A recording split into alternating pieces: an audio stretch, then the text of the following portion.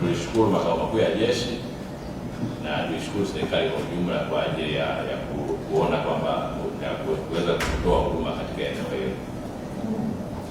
Niwakumbushe tu kuwa magari haya yamenunuliwa na serikali kwa gharama kubwa,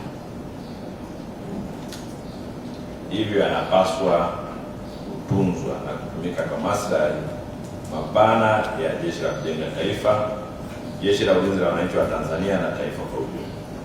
Tufahamu kwamba kitu chochote usipokitunza ni tatizo. Ni lazima tufuate taratibu za matunzo ya magari haya.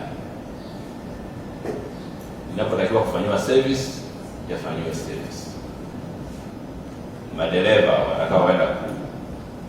watakao yaendesha magari haya pamoja na wataalamu wa tiba wamepata mafunzo namna ya kutumia magari haya.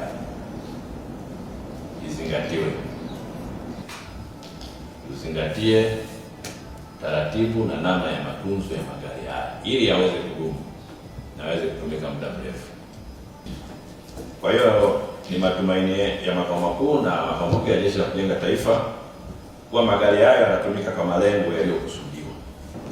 Napenda kutoa shukrani za dhati kabisa kwa Mheshimiwa Rais na Amiri Jeshi Mkuu Daktari Samia Suluhu Hassan, Waziri wa Ulinzi Mheshimiwa Daktari Kilimo Nyansao,